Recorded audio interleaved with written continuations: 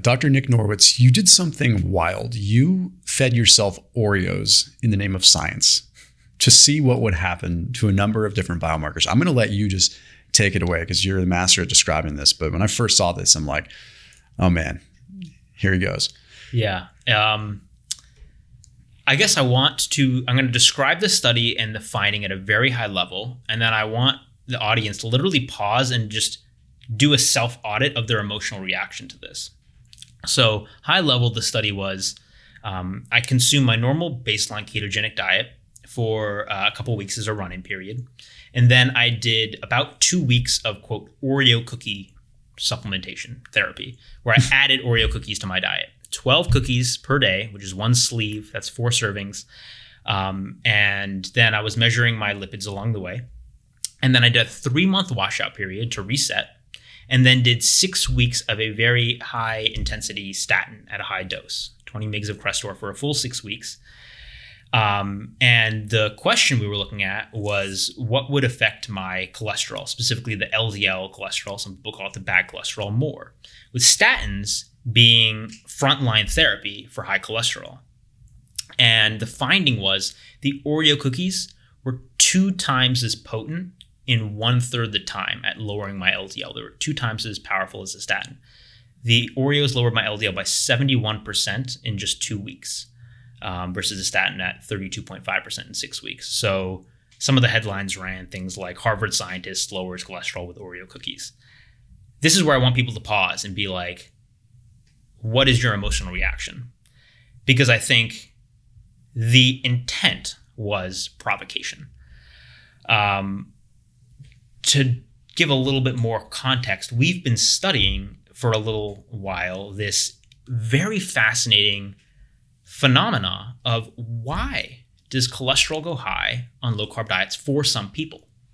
The reason this is a really important question is because ketogenic and low-carbohydrate diets have a booming spectrum of clinical use cases. It used to be just epilepsy, then obesity, diabetes. Now it's neurological diseases, autoimmune and inflammatory conditions, mental health conditions. And there are literally millions of dollars being sent to study these, use cases for ketogenic diets. However, there's a clinical implementation speed bump, which is the whole cholesterol thing. Because if your cholesterol goes up, that freaks your doctor out, or freaks the patient out, and it generally drives people towards abandoning the diet because they think they're harming themselves. And that's possible.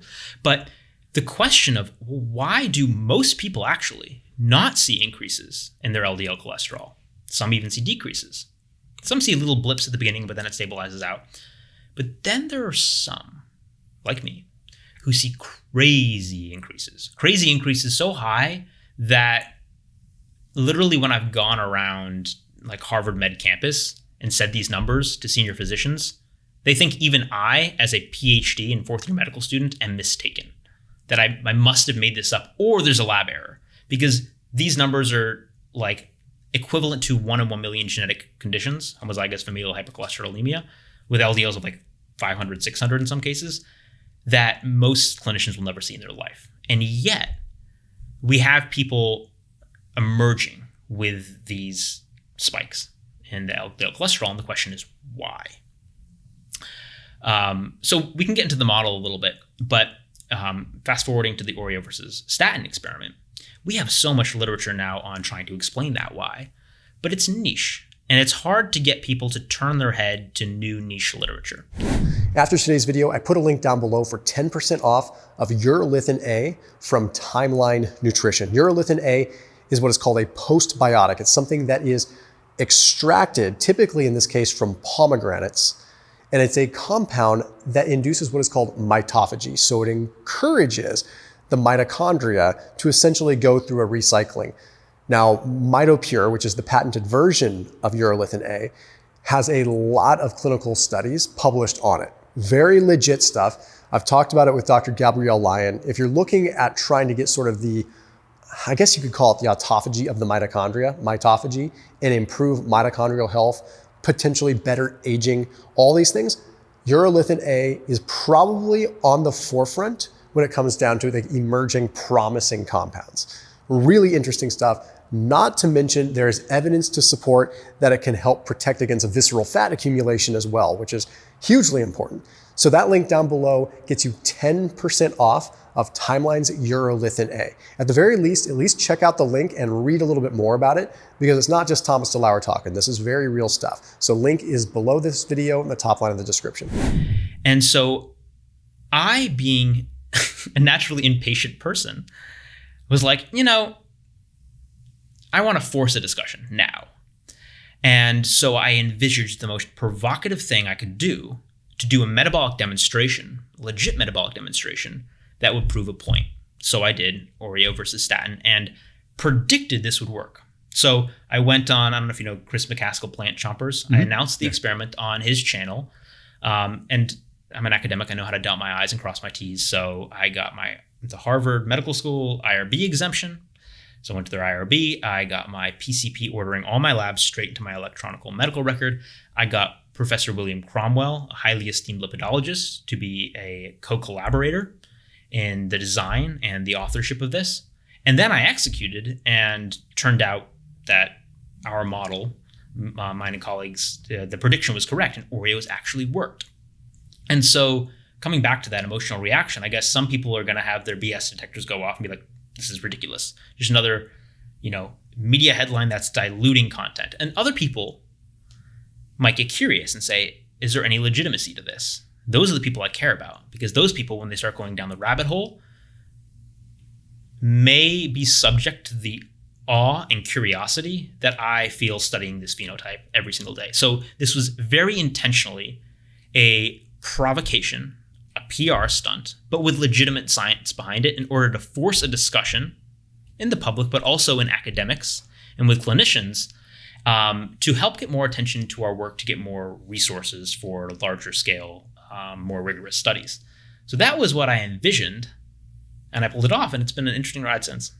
So mechanistically, what happens with the Oreos? What's going on there? Yeah. So people tend to think LDL goes up on low-carb diets because of saturated fat or genetics. Those are the two things people tend to hand-wave about. Now, it doesn't mean those things don't affect cholesterol, but what we're observing is the more likely reason that LDL goes up, along with, in this phenotype, high HDL and low triglycerides, is because of a shift in energy trafficking from carbs to fat. So very simply, and we have more detailed breakdowns on this, but if you're lean and insulin sensitive, when you cut carbs completely, or a lot, to ketogenic levels, and you're shifting to fat burning, you actually shift a lot more than someone with obesity who's less metabolically flexible. The free fatty acids in your bloodstream go up. Now, you can think of it as okay, you have your fat locally, it's releasing some free fatty acids, feeding some muscle tissue. But a lot of the fat ends up circulating around and then gets taken back up in the liver and needs to be re-trafficked around the body. So the way the liver does this is it takes the free fatty acids, puts them in the storage form of fat, which is called a triglyceride. So it's a little backbone with 3 fatty acids on it. Looks like a little M. And then because fat doesn't mix with aqueous solutions like blood, you can't mix oil and water, right? You need a trafficking vessel, which is called a very low density lipoprotein, VLDL. And so what we think is happening is the liver is shipping out a ton of VLDL in order to resupply fat tissue and fuel muscle tissue. And what happens at fat and muscle tissue is a protein called lipoprotein lipase will turn over the VLDL. What I mean by turn over is it takes the fat, sucks it out of the core, sucks the triglycerides out in order to replenish the fat, feed the muscle. And then you have this VLDL that has now its core depleted of triglycerides. So triglyceride goes down. That's one part of the triad I'm talking about. You shrink the VLDL sphere, it becomes an LDL. Second part, LDL goes up. And then also as you're shrinking the VLDL sphere, little surface components, including cholesterol, are left off and taken up by HDL. So you end up with this phenomenon, this triad of the low triglycerides, the high HDL and the high LDL. People tend to focus most on the LDL because it's the most remarkable rise and also the main target, or let's say the most discussed biomarker still in heart disease and clinical medicine. So anyway, that's the phenomenon. And the model makes certain predictions, including, if you stop the reason for the flywheel of this, we call it the lipid energy model, spinning, then the LDL should go down. And so adding carbs back into the system is one prediction to, you should be able to revert the phenotype by just adding back carbs. And to be clear, we'd done this before in an interventional trial with 10 women and a case series. We just used other foods and hadn't done it as a pure addition. So I had every reason to think that this would work. I just used Oreo cookies as a case in point that it doesn't really matter what the carb is, and it doesn't need to be a swap. Just adding back carbs into the system, refilling your liver glycogen take, presumably, will cut off the driving force for the physiology that is pushing up the LDL. Lipid energy model makes many other predictions as well, which tend to bear out. I'll just say, for example, if I increase my activity, actually, it's funny. If you look at the Oreo versus statin paper, even the graphical abstract, the statin phase, it was 6 weeks. It was 6 weeks because you need to give, or it's best practice to give statin 6 weeks, a trial. That's what my lipidologist consultant, Professor William Cromwell, suggested, to have the paper taken seriously. However, most of the effect is exerted at the beginning. So my lipid levels stabilized on the statin between weeks 3 and 5.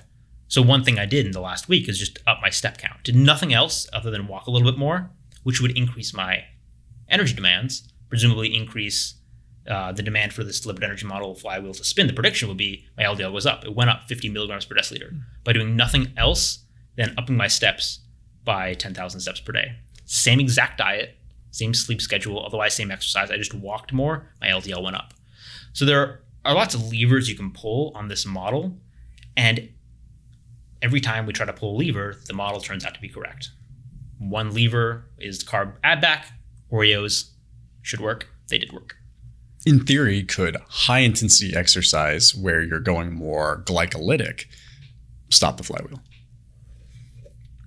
Because your carbs are going up and you're thinking Cori cycle or something, yeah, exactly. replenishing glycogen? Exactly. Or if if you're talking, okay, it just got me thinking because you're walking. Okay. Yeah. So obviously low intensity. Yeah. You're kind of, you're sort of stopping that flywheel, so to speak. I'm like, okay, well, if we ramp up the intensity so much that you're more glycolytic, that you're having to, even on a low carb, what would happen there? I would still think you're not going to replenish your liver glycogen. You're going to have cycling through your liver via Cori cycle, but I don't think it's actually going to top off your liver glycogen. Yeah. So I think that would probably still cause your LDL to go up, with a caveat, which is that, all models in biology, so no models in biology are generally universal, encapsulating everything that could affect a given marker.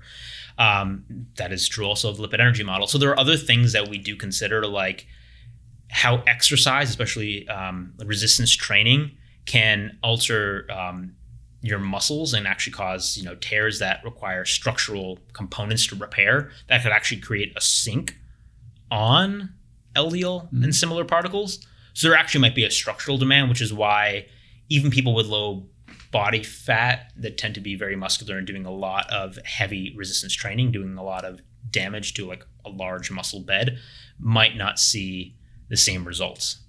Although typically if they slim down, they do tend to see a lean mass hyperresponder phenotype, which another thing just to kind of point out as a side observation, one of the predictions of the model also is you gain weight or lose weight, that can affect your phenotype.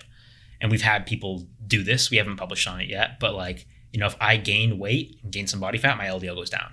If I lean out, the leaner I get, the higher my LDL goes. Actually, here's a fun fact.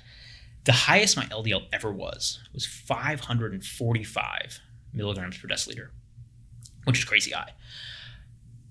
It got there because I observed it approaching 500 or around 500.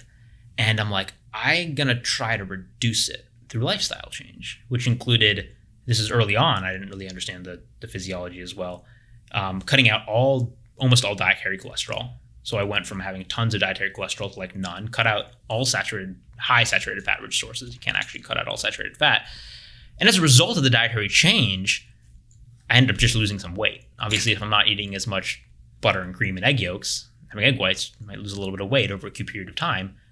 That actually caused my LDL to go up, despite eating, it was something 1 to 5.7 gram saturated to unsaturated fat ratio. So I was eating super low saturated fat in terms of a ratio, pretty decent fiber, or some fiber, and my LDL went up as a consequence, which again diverts from what you might expect, but is in line with our model, where in this case, leaning out dominated over saturated fat intake, which is what we tend to observe in people. And now actually we had a meta-analysis of 41 randomized controlled trials, which showed the same, that just having a normal BMI, BMI less than 25, which is I guess normal, but normal healthy, was about 5.5 times as powerful in predicting LDL rises on low-carb diets as compared to like top quintile saturated fat intake.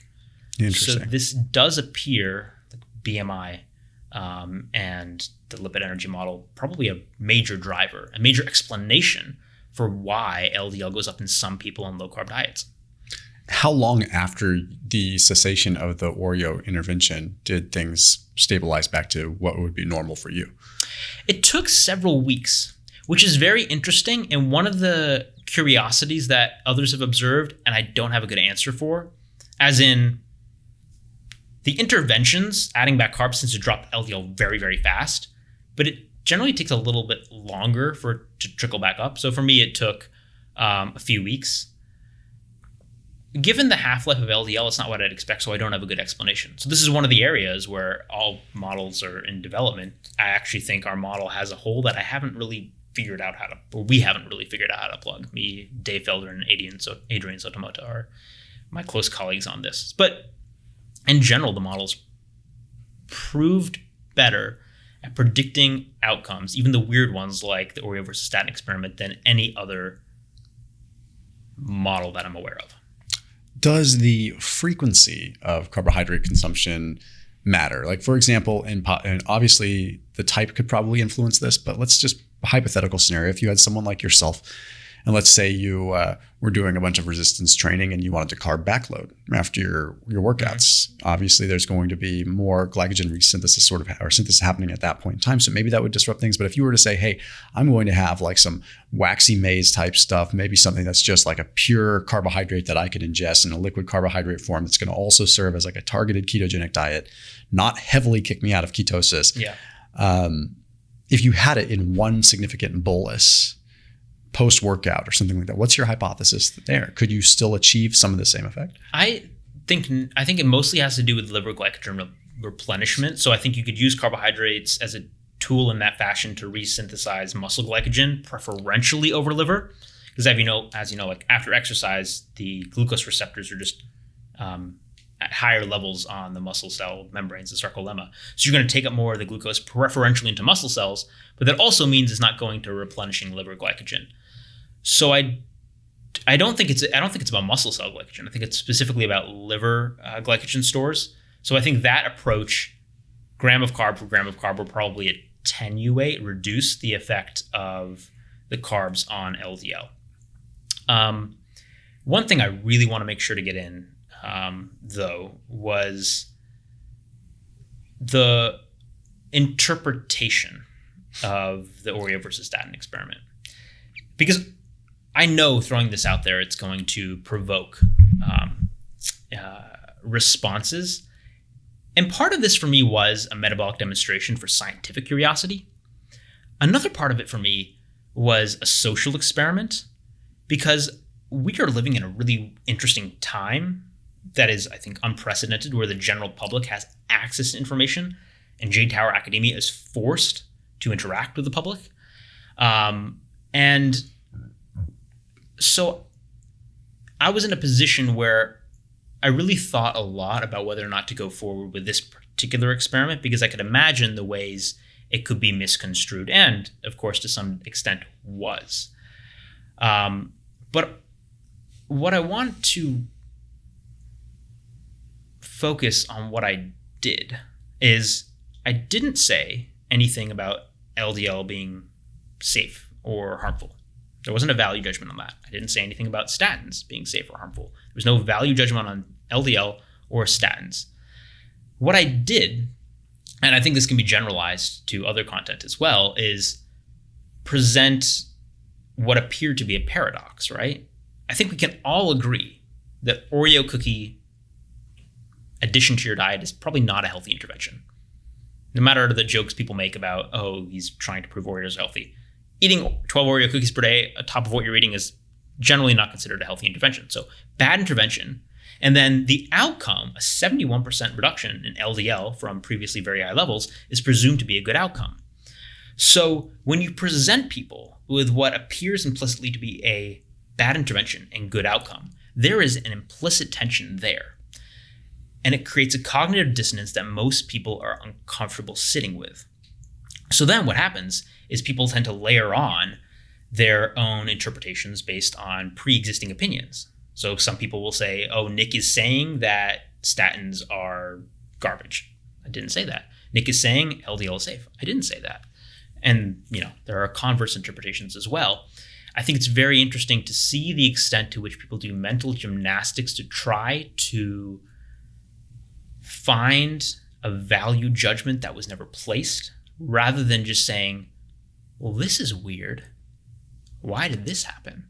And expressing curiosity. So going back to a conversation we had earlier in the day, it's like, how do you get people to just immerse themselves in the curiosity and scientific awe that you feel, and then invite them to join you on this journey of scientific discovery, where people don't have to wait for 5, 10, 15 years for, the quirky initial observations to translate into, say, clinical medicine.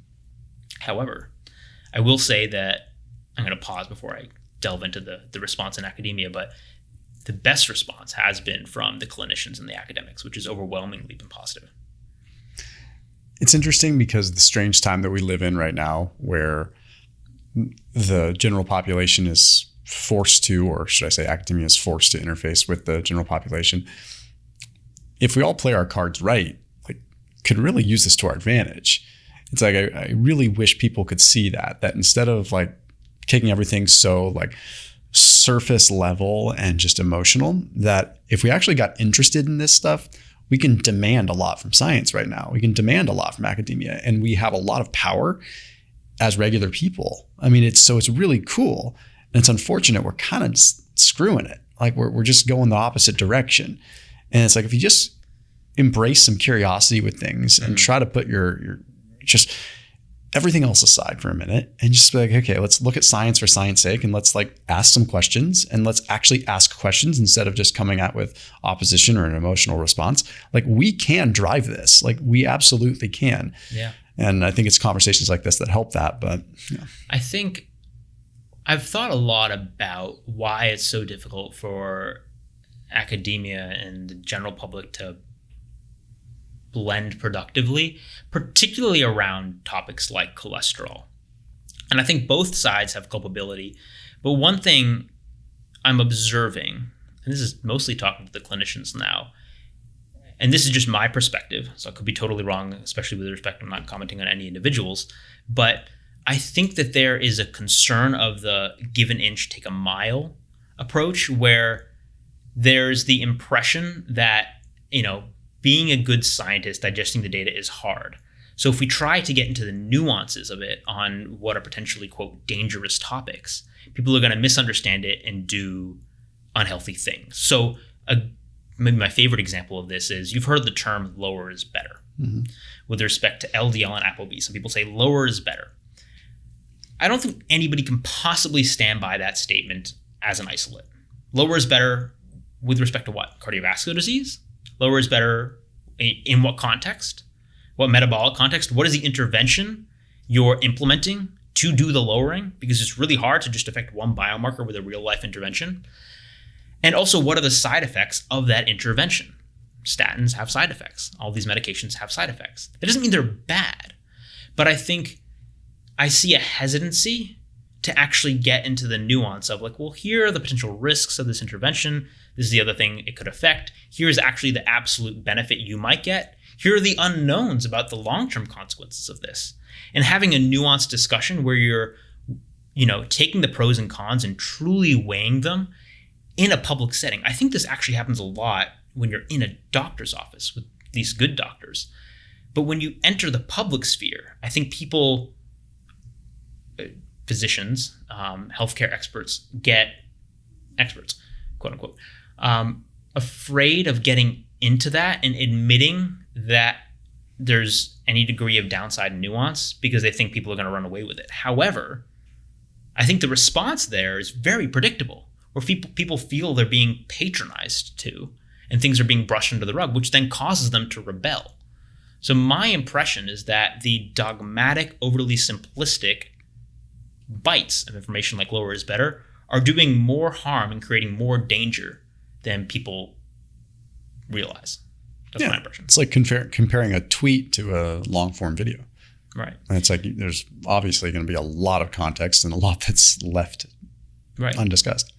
Yeah. And then if we can, it's really interesting because I always find it difficult to predict how different statements, different exposures will spiral into effects.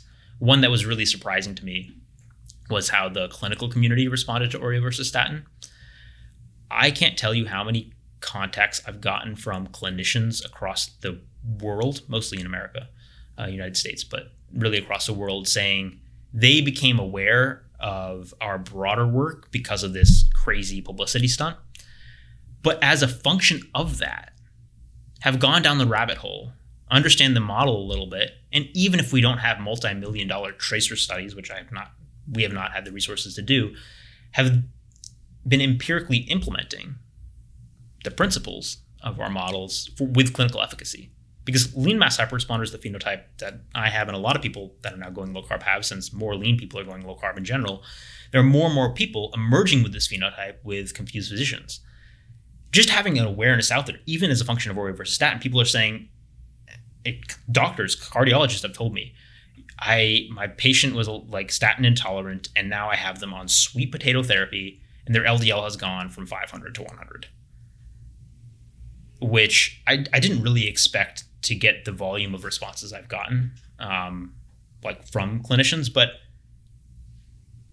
I bring that up because I did what I did as a scientific experiment to draw attention to our research, to see it then translate so quickly into actual like clinical implementation, even before the rigorous trials have been done, I think is a testament to the value of open communication around science as it develops in social spaces when done well, which is actually quite hard to do. And I'm not saying I do it well per se, but I think it's definitely a fun thing for me to do as a young person developing as an early career PhD and soon to be MD. Like, it does feel like a privilege to be able to interact with people, teach them, but also like see social responses as data to evolve yourself.